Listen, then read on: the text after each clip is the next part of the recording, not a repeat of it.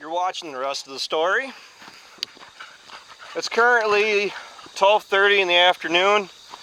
I don't know how much justice the camera is doing. We got an eclipse going on. I'm going to be working through it. Tell you, my dad said the last time that he experienced an eclipse, it was a total eclipse though, not what we're in. We're going to be at what, 80% affected by it, I believe. This video is going to consist, it might be kind of long here, I have a lot to kind of put in it. I have those two John Deere loader machines, a 330G wheeled machine, and being absent-minded, I don't remember what the track machine's number is. But what I'm going to be doing, all this concrete is going to be picked up. Either the track machine or the wheeled machine are going to be used for this, plus the grapple bucket. I have the grapple bucket currently on my, or not mine, on the track machine. I have all that gravel from my driveway. I'm actually in a little bit of a low spot here. All that gravel actually goes up through here and actually up my field road. I have a couple tasks for these machines. Honestly, the track machine, I'm probably going to putting the utility bucket on it. I'm using our buckets. I'm not using Sloan's buckets. And they say it's great for pushing material and hauling material. So I'm planning on using it to push this gravel around. And I think it'll do great. The wheeled machine, I actually think will do a better job on the wheeled machine, because I'm going to be doing a lot of maneuvering with the guardrail up around the feed bunk. I'm going to try to move this concrete from this grain bin with the track machine. We'll see how that works. Yes, something you guys have never seen before, or we really never discussed, is the feed bunk at my place is shot. The guardrail around the western side of it has kind of, the posts have rotted out. So what I'm going to be doing, well, so you guys know what I'm actually handling. I'm going to go up and torch all the bolts off the posts. I'm going to pick up all the wood posts, put them down to the burn pile, and then I'm going to be picking up all the guardrail, stacking them and getting up out of the way so I can do something up there. I've got to move a lot of material, and I think that's where the track machine's really going to shine. So stay tuned. Yeah, and it's feeling like dusk here. Well, I guess it's time I take over narrating here. So the rest of the shots that we have are just cab views and me setting my camera down and just letting it watch me work. See, what we're doing right now, I've been running this 317G for approximately 15 minutes. I'm really starting to get the handle of it. Say, one thing I really like about it, if you actually watch, my camera actually kind of falls down here. You can see how little I actually have to move the control levers to actually run it. I mean, it's got the electro-hydraulic hand controls.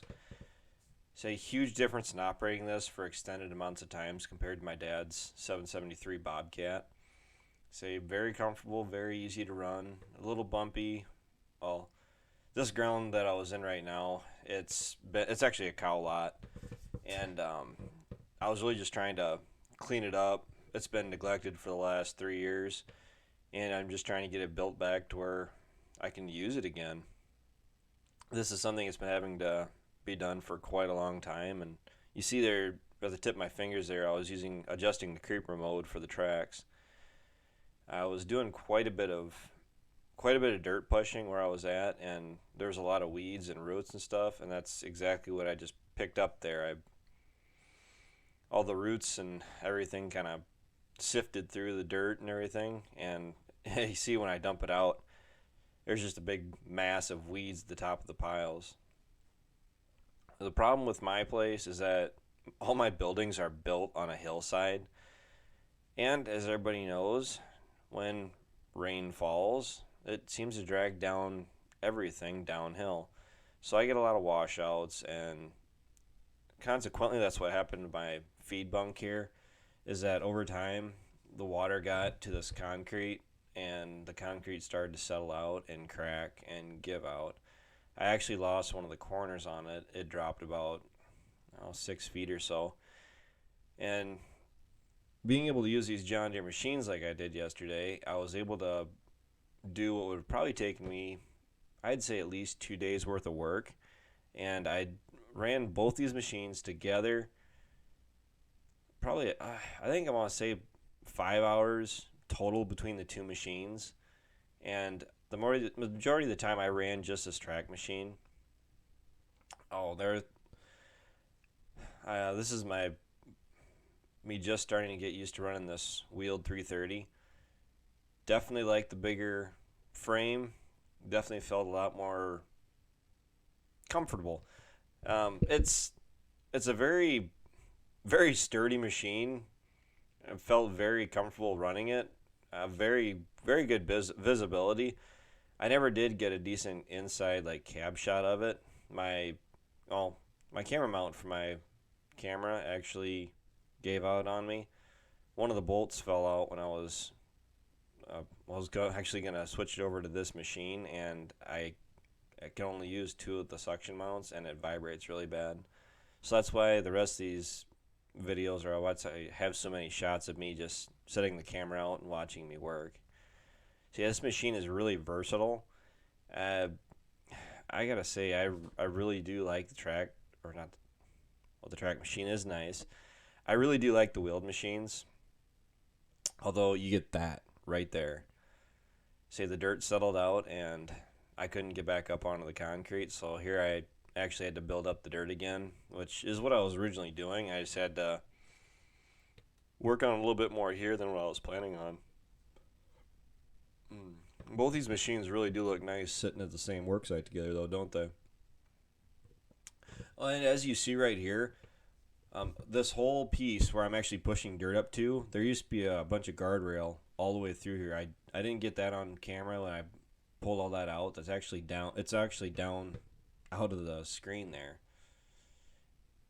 I wanted to get some shots of me using this track machine, what everybody says that they're great for, being used like a bulldozer. And I did exactly that. My place is on a hillside, like I said, and when it rains, my driveway, all the gravel in my driveway and my field road like to wash out down to this pasture, and this is a common occurrence. No matter how I seem to adjust the gravel and try to divert water, it just seems like Mother Nature always wins. I can usually get it so where it'll work for a while, but I usually end up losing the fight.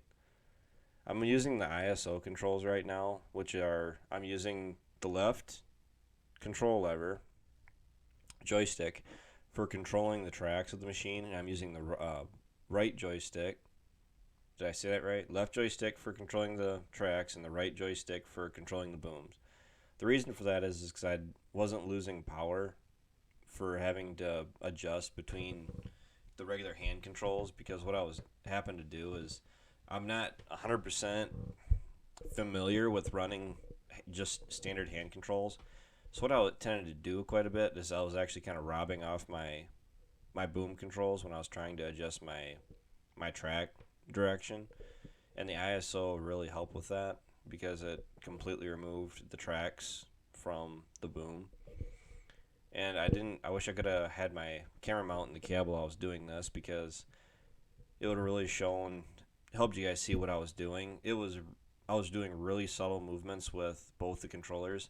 I was trying to, as I'm pushing dirt, the terrain varies, and you can see I'm pushing it up a hill, and I was doing quite a bit of adjusting the bucket height and the boom height as I was moving. You can see right there that I'm really just ever so slightly trying to keep the bucket at the same level as I'm driving, so I'm not digging out my road and making it even steeper than what I already have. Something else that I really like about these machines, both of them that they do have, they have a foot feet for a throttle. They don't have any foot controls. It's just a foot throttle. And I found myself using that the whole day. There's only one time, and doing this actually, when I actually maxed out the throttle with the turn dial that's up in the corner of the cab.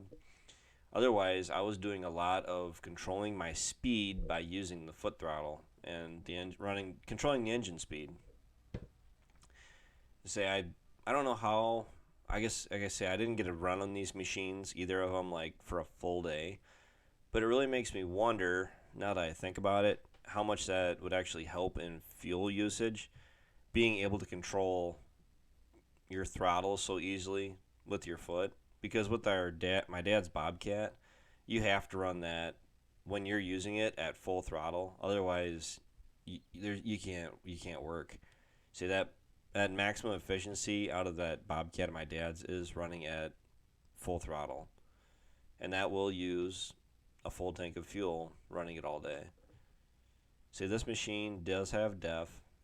I can't say DEF really bothers me. I understand it bothers a lot of people, but if it's a quality machine and it works, say DEF really doesn't bother me.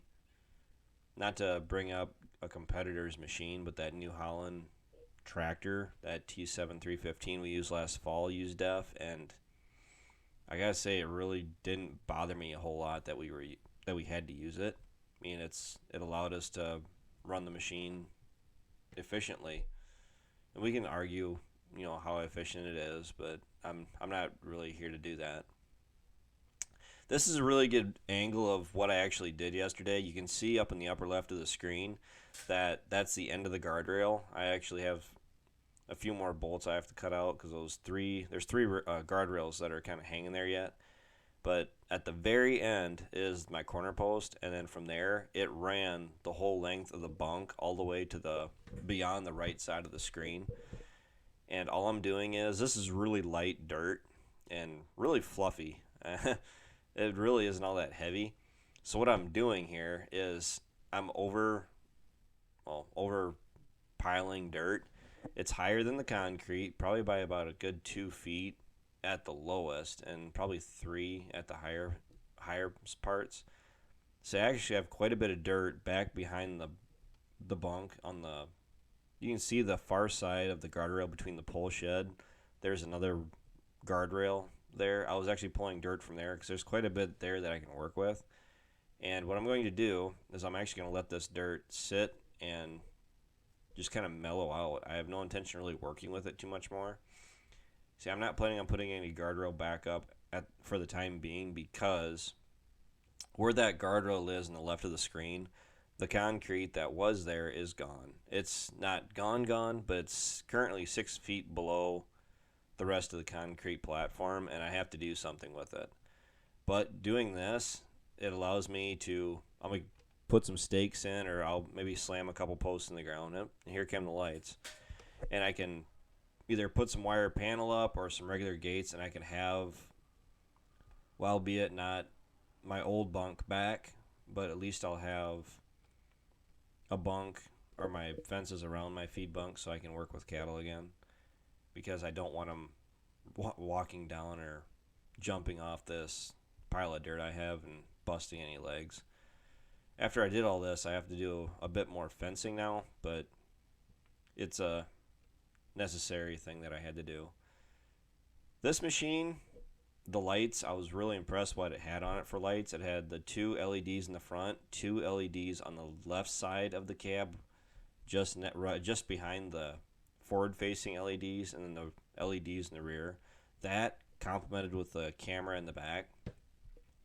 This made it one heck of a machine. I was nothing against that 317G, but I did enjoy running this wheeled machine much more than I did running that track machine.